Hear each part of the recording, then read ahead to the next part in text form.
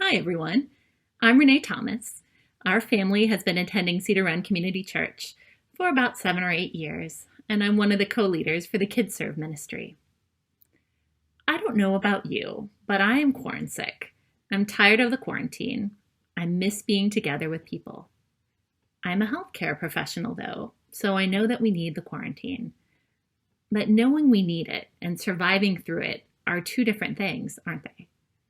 James was written to the Jewish Christians, the 12 tribes scattered among the nations. These Christians were poor and suffering. They were ostracized from the Jewish community due to their faith in Jesus as the Messiah. They were struggling, and they needed the encouragement that this book brings. Pretty timely for us to study now, too, isn't it, as we struggle with uncertainty and suffering. I want to focus today on James chapter 1, verses 2 through 4. Consider it pure joy, my brothers, whenever you face trials of many kinds, because you know that the testing of your faith develops perseverance. Perseverance must finish its work so that you may be mature and complete, not lacking anything. So what do you think of when you hear this verse? Consider it pure joy, my brothers, whenever you face trials of many kinds. What are your trials? Is it having to be home alone when you long for other human company? Or is it that you long for time alone after spending all day with your children? Is it being sick or watching someone you love who is sick? How are you responding to your trials? Are you considering them pure joy? If I'm honest with myself, it's easier for me to complain than rejoice. So how do we turn complaining into joy? We need to focus on God's past faithfulness rather than our current circumstances. And note also that joy doesn't necessarily mean happiness. Happiness is circumstantial and in the moment. Biblical joy is contentment. It's an attitude rooted in hope and anticipation. We have joy that is constant because we know Jesus. We know that even through struggles, we can find peace and strength in him. He is our source of joy. We do not walk alone through these trials, and I am so very thankful that I don't have to find joy by myself. I don't think I could, but I can come to the Lord for it and rest in him.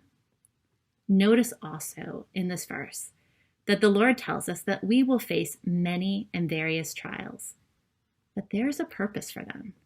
As James says, because you know that the testing of your faith develops perseverance. Perseverance must finish its work so that you may be mature and complete, not lacking anything. Trials are part of our fallen world, but God uses them for our maturation. I will admit, I don't like trials, and I'm guessing I'm not the only one. But in the midst of trials, I feel much closer to God. I cling to him in ways that I don't during the good times. In adversity, we usually want God to do a removing job when he wants to do an improving job. To realize the worth of our anchor, we have to feel the storm. God uses trials to grow our faith and build our trust in him. If we jump to verse 12 in chapter 1 of James, he says that there is blessing in trials too, and for those that persevere, they will receive the crown of life. While trials are not an easy part of life, they are needed. I think the following story illustrates this well. A small girl had been promised the privilege of climbing to a nearby hilltop where her brother enjoyed playing. But when she came in sight of that steep, rough path, she drew back in dismay. Why, there isn't a smooth spot anywhere. It's all bumpy and stony, she exclaimed. Yes, said her more experienced older brother.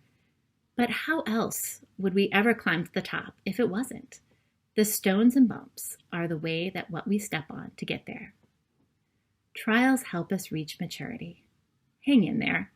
I know this isn't easy, yet God is working through these times to grow us.